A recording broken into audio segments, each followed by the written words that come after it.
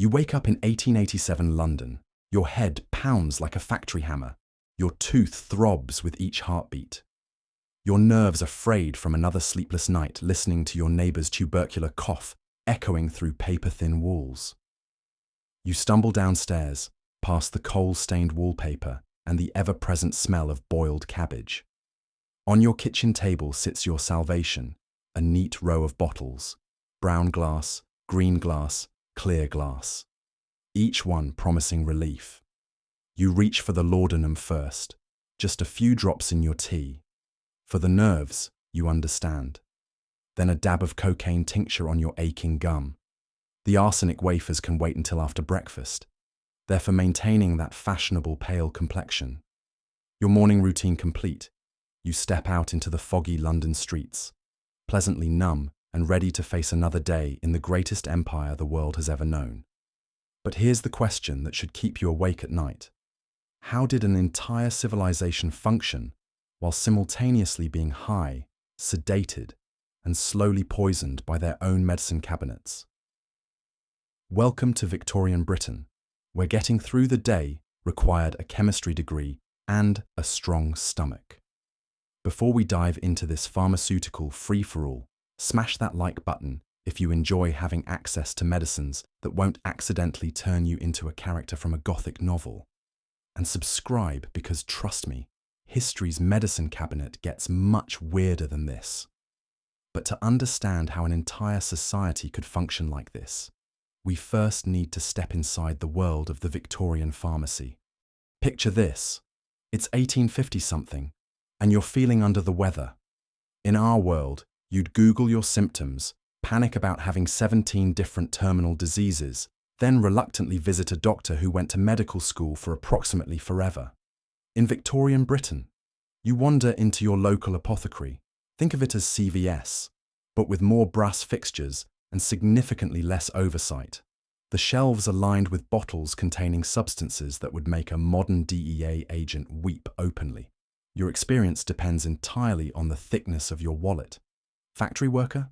You get laudanum by the penny dose from a barber who learned chemistry from a pamphlet. Lady of means?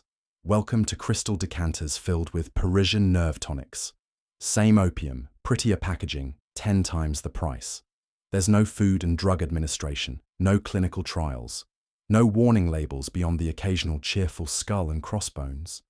If something made you feel better, or even just made you feel different, congratulations, it's now medicine. The average Victorian's daily pharmaceutical routine could stock a modern emergency room. Before breakfast, laudanum for general existence anxiety. Afternoon, cocaine for energy. Evening, arsenic wafers because pale is fashionable. Nightcap, chloral hydrate because counting sheep is for peasants. This wasn't underground drug culture.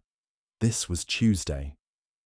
And of all the bottles on those shelves, one stood out, found in every neighbourhood, among rich and poor alike. Laudanum. Think of it as the Swiss Army knife of getting through life, except instead of tiny scissors and a bottle opener, it contained opium and alcohol in a delightful brown syrup. Laudanum was prescribed for everything. And when I say everything, I mean your Victorian doctor had the pharmaceutical imagination of a particularly creative bartender mixed with the diagnostic precision of a magic 8-ball.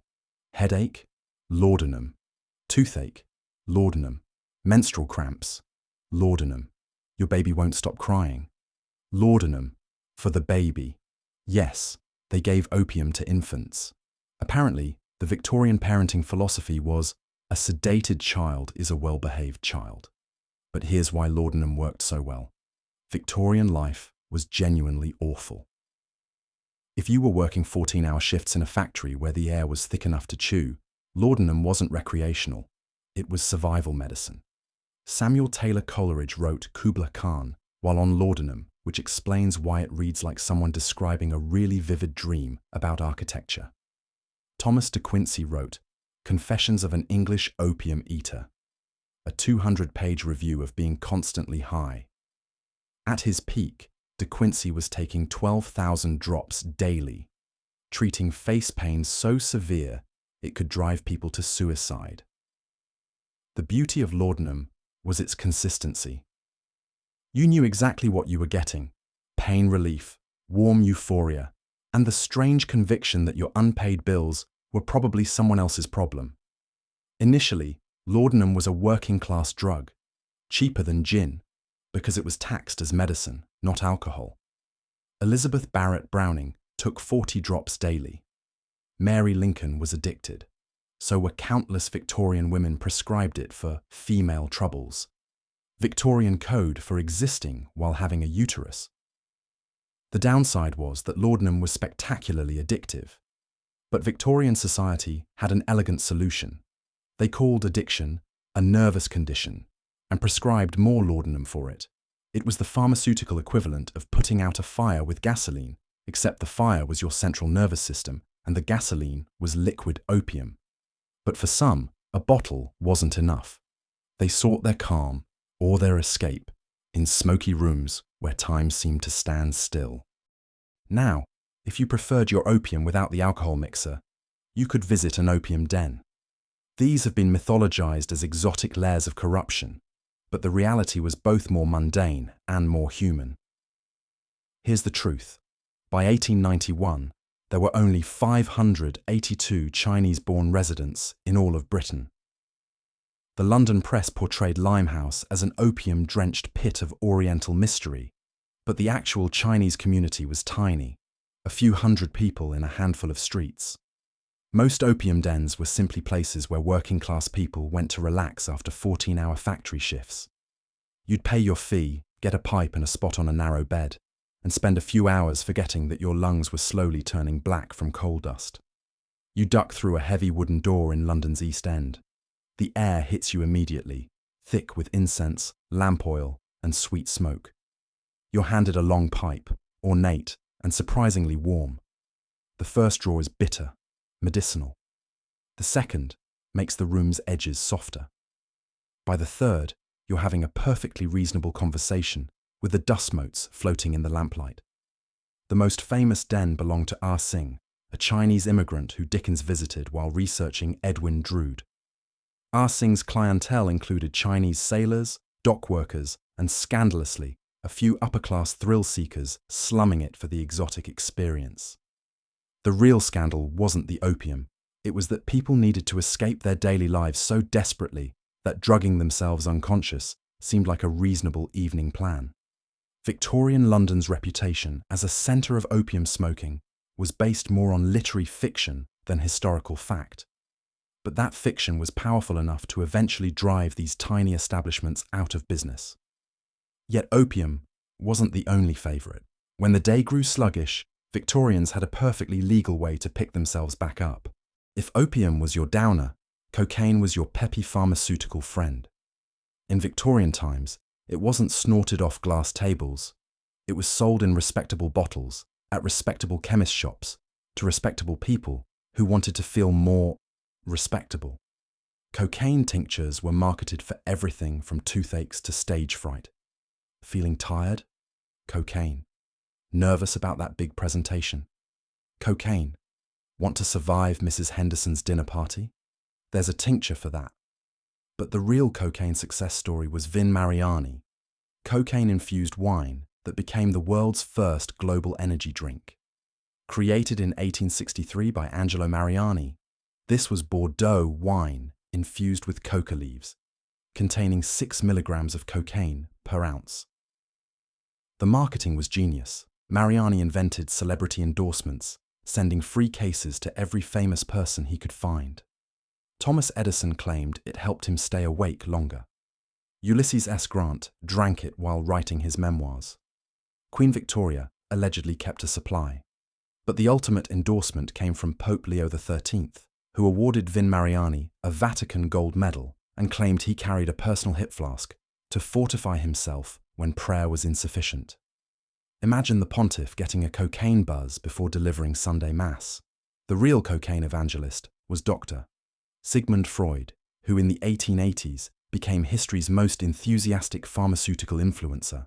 Freud recommended cocaine for depression, anxiety, indigestion, and, this is my favourite, as a cure for morphine addiction. Cocaine does not cure morphine addiction. It just gives you two addictions instead of one, which is the medical equivalent of solving debt problems by getting more credit cards. You're at your local chemist, explaining that you've got a social gathering tonight and you're feeling sluggish. The pharmacist produces a small bottle of cocaine tincture.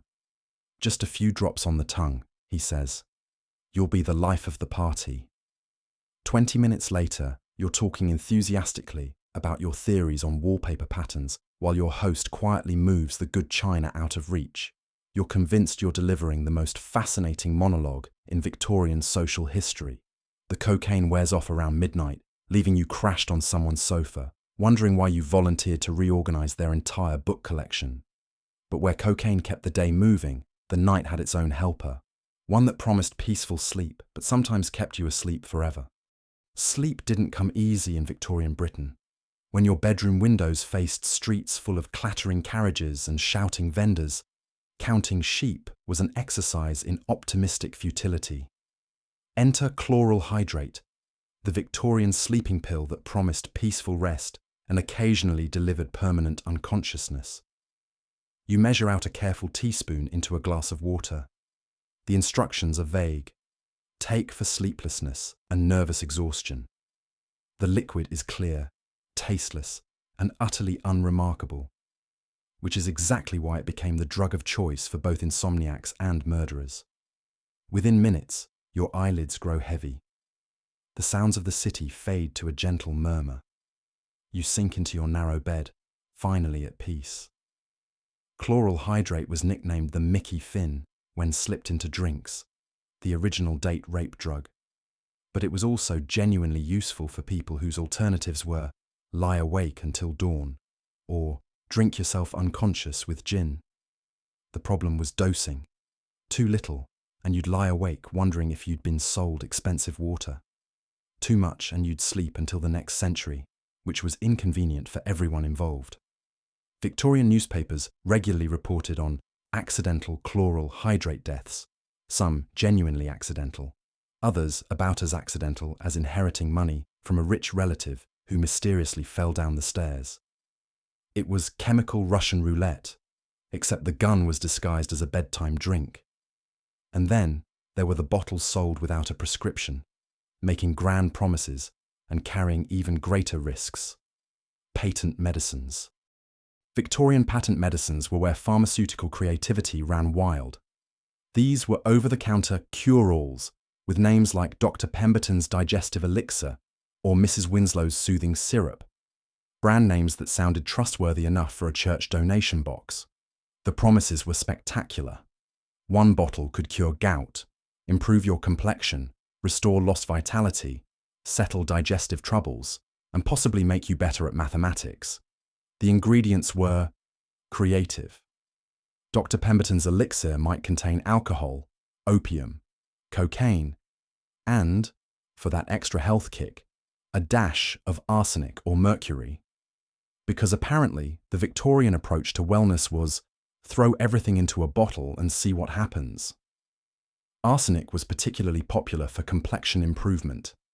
It gave the skin a fashionable pale glow, the kind of luminous pallor that suggested either aristocratic breeding or slow heavy metal poisoning. Women would take arsenic wafers daily, confident they were achieving the perfect Victorian beauty standard.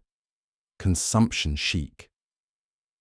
Mercury was the go-to treatment for syphilis, which it didn't cure but did provide an impressive array of side effects, including excessive salivation, tremors, and personality changes. The saying, mad as a hatter, comes from hat makers who use mercury in their work. Chronic mercury poisoning makes you behave erratically, which is less fun than it sounds. You walk into a Victorian pharmacy feeling vaguely unwell. The shelves stretch before you like a psychedelic rainbow of questionable chemistry. You pick up Professor Wellington's Nerve Tonic, ingredients listed as botanical extracts, mineral essences, and vital spirits. Translation: alcohol, opium, cocaine, and whatever the professor found in his garden shed that morning. It was pharmaceutical gambling where the house always won, even when you did. And beyond the pharmacy? That's where you'd find the drinks and herbal extracts sought out by dreamers and bohemians. For the Bohemian Victorian, there was absinthe, the emerald green spirit that promised artistic inspiration and delivered spectacular hallucinations. Well, allegedly. Modern science suggests most of absinthe's psychoactive effects came from the fact that it was roughly 70% alcohol, not from the wormwood. You're in a dimly lit cafe, trying to recreate that Montmartre vibe. The ritual is half the appeal. The slotted spoon, the sugar cube, the slow drip of ice water turning the green liquid opalescent. Artists swear absinthe unlocks their creativity. In reality, it mostly makes you very drunk very quickly, while convincing you that you're having profound thoughts about the nature of reality. The Green Fairy became the mascot of the artistic underground, proof that even Victorian drug culture had better marketing than most modern startups. But if you wanted something more respectable, there was cannabis tincture. Yes, cannabis. Long before modern wellness influencers discovered CBD oil, Victorian doctors were prescribing cannabis extracts for headaches, appetite loss, and general nervousness.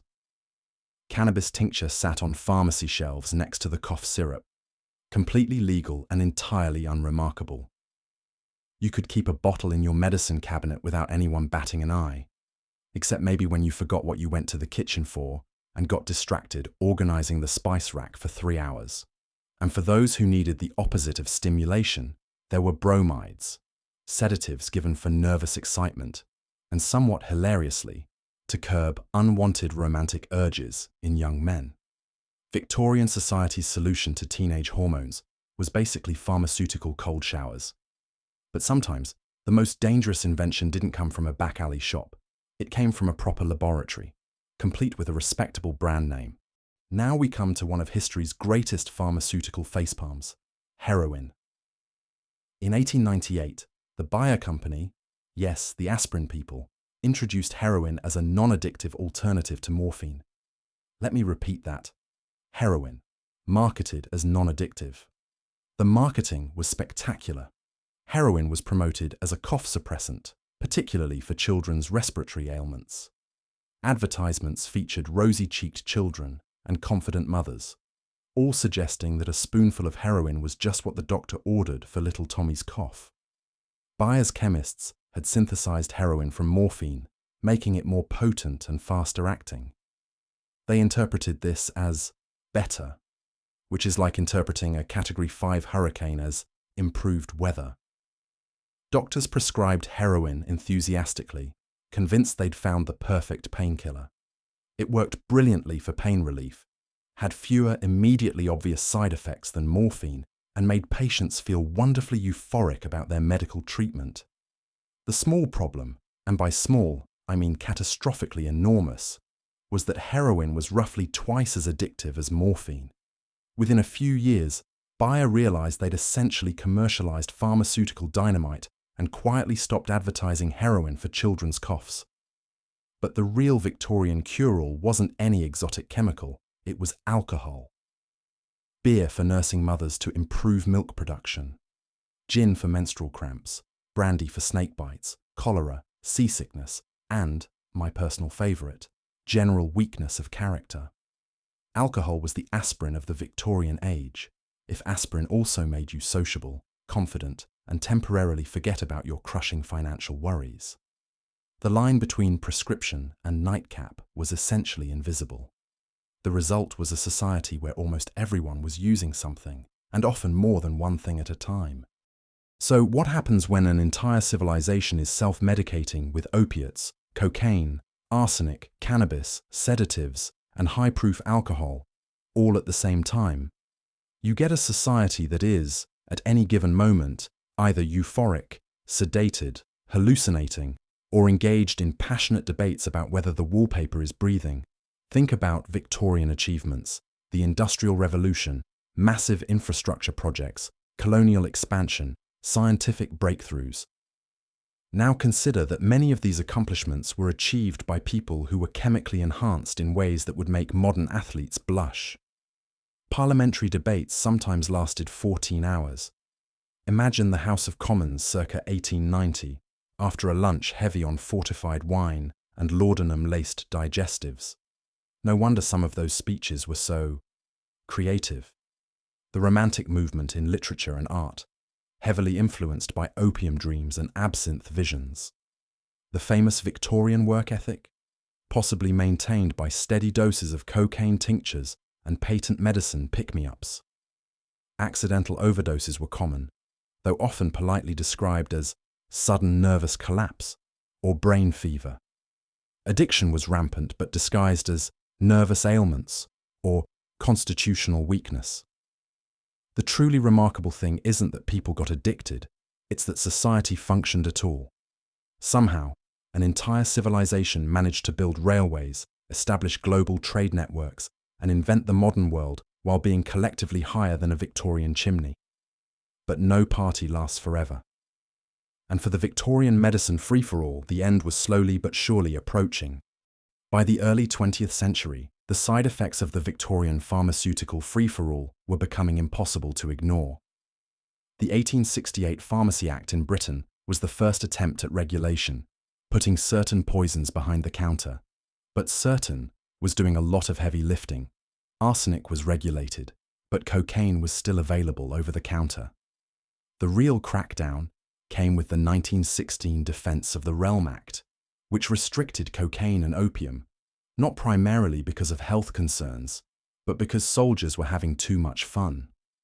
Apparently, winning World War I required troops who weren't constantly stopping to appreciate the pretty colours. Gradually, the substances that had been Victorian daily life became controlled, then illegal, then mythologized. The great pharmaceutical buffet was closing, and the hangover was going to last decades. Many of today's controlled substances started their careers as respectable medicines in neatly labeled bottles, recommended by doctors and sold alongside soap. And so, the door to the wild apothecary slowly closed. But the stories and the warnings remain to this day. The Victorians weren't stupid. They were working with the best science they had. In a world before antibiotics, anesthesia, and evidence-based medicine, a bottle of laudanum or a glass of cocaine wine could genuinely mean the difference between relief and agony. But they also lived in an age when the pharmacy was a little bit Wild West, and the cowboys wore top hats and carried medical degrees from universities that taught bloodletting as advanced therapy. So the next time someone romanticizes the good old days, just remember, those days were fueled by opium tea, cocaine wine, arsenic beauty treatments, and a nice glass of heroin for the children's cough. And somehow, despite being collectively medicated to the point of hallucination, they still managed to build the modern world, which either says something profound about human resilience or suggests that major infrastructure projects are best undertaken while slightly high.